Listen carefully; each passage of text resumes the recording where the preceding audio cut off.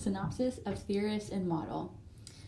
Harry Wong got his undergrad from University of California, Berkeley, and a doctorate from Brigham Young University. He was a secondary science teacher. Harry Wong has authored more than 30 publications such as books, monthly column, and a CitySat about the effective classroom management. And one of his well-known books is The First Days of School, How to Be an Effective Teacher, which is explaining his ideas of effective classroom management. This book has sold over 3.5 million copies, and he believes that classroom management has huge effects on students' achievement. His fundamental hypothesis is effective classroom management, as well as 3 characteristics of effective teaching, which includes classroom management, positive expectations, and lesson mastery. He emphasizes teacher preparedness and the use of well-defined procedures and routines. He says classroom management and discipline are 2 different things. The keyword for management is do, which is about how teachers get students to do things in the classroom. And the keyword for discipline is behave. Teachers stops and reacts to the problems, including misbehavior. He says that first few weeks of school are important. He emphasizes the procedures and routines in the classroom, and in first few weeks of school, teachers explain the rules and their consequences. Also, the consequences should be attached to rules in both positive and negative ways. This model is appropriate to kindergarten through 12th graders. How to initiate in the classroom. Parent contact is key to find out what your students are going through at home. Understanding your students' home life gives you an insight into their world and lets you know how to better accommodate to their needs in the classroom. Having the room ready for instruction each day. You expect the students to come to class prepared, and you must have the same expectations for yourself as a teacher. Having the classroom ready for learning lets the students know that you are ready for learning, and if you are unprepared, students will not take you seriously. Greet individual students each morning. This makes each child feel special. Having a secret handshake or special morning greeting makes each student feel important and wanted.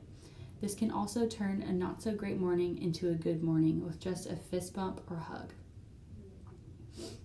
Be near in proximity to students. Being near to students throughout the day reduces chances of misbehavior and lets you monitor class progress when doing assignments. This also allows the teacher to easily put students back on task if they get distracted. All of this is hard to do when you are sitting at your desk. Short assignments yield high achievement. Short, fun, and engaging assignments yield the highest success. Longer assignments allow for students to get off task. Use Bloom's taxonomy to create assignments and activities based on the different learning styles in your classroom. This maximizes engagement and learning by catering to students' every needs. Wait 5 seconds after asking a question. Waiting 5 seconds before calling on students after asking a question gives students time to think. If students know you wait before calling on them, you will minimize eager to answer students and give slower thinkers time to process and come up with an answer. This will also minimize the likelihood of calling on someone who did raise their hand but has no answer to give.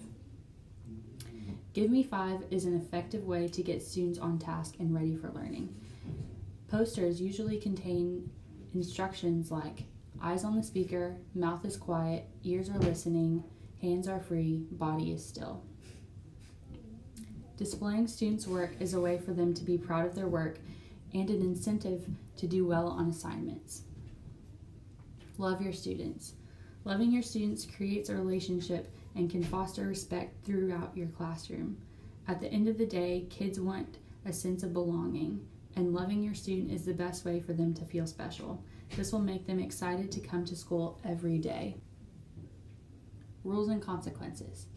Heavily practicing rules and procedures at the beginning of the year ensures that all students know what is expected of them for the rest of the year. Make up rules with the class at the beginning of the year. When you brainstorm and make up rules with your students, they are more likely to follow the rules if they are reasonable and if they feel like they came up with them. Have the students sign a copy of classroom rules as a form of covenant. Having students sign a copy of class rules at the beginning of the year holds them accountable for their actions, and if they break the rules, they know the consequences ahead of time. No more than 5 specific rules.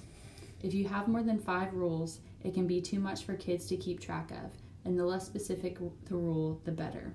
Always state rules as what to do instead of what not to do. Send a copy of rules home to parents. This ensures that there is no confusion on what their child can and can't do in the classroom. If you punish the child during the class day, you can refer to the rules when telling parents why that child got in trouble. Rules must have consequences. Consequences must be known, consistent, and predictable. These rules and consequences must be known to keep up a fair playing field. If consequences are not strictly enforced, children might push your buttons to see what they can and can't get away with. This ensures a stable work and classroom environment and is a powerful way of responding to misbehavior. It also helps children take responsibility for their actions. Rewards for good behavior. Lets the child know that they are doing a good job. These can be stickers, dojo points, or whole class reward programs.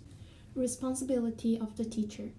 In the classroom, teachers have to prepare the procedures for managing the classroom. For example, teachers can plan how to make their classroom quiet, how to let students ask the questions and helps, how to collect and return their works, and how to manage transitions in lesson. Teachers also have to prepare academic procedures. For example, they can plan for note-taking or plan how to do the homework. According to Wong, there are 3 basic steps that teachers can follow to manage the classroom. First, explain the procedures. So this step will be applied in first few weeks of school. Teacher will explain what is her expectation from the class and set the procedures for students to follow. Second, rehearsal the procedures. Basically, students will physically go through the procedures, and if they make the mistakes, class will make the corrections for that procedure. Third, reinforce the procedures. In this step, teachers will provide verbal reminder to students and ask open-ended questions about procedures when teacher finds out that students are not following them. In addition, teachers should not penalize the students and reteach the procedures until it becomes a routine. And teachers have to know what they want to teach and do in the classroom and provide a safe and orderly classroom environment. Also, it is important to have positive expectation for student success. Responsibility of the student. To be successful in this model, students have to know what they have to do in the classroom, so they should be responsible for their works and be self-directed. Pros. Creates greater order in the classroom, sets guidelines for an effective teacher, saves teachers time, holds students accountable for their actions when following rules and procedures, and creates positive teacher-parent-student relationships. Cons. It can suppress spontaneity in classrooms. It leads the teachers to become overly controlling in the classroom, and it can lead to have no room for flexibility in classroom.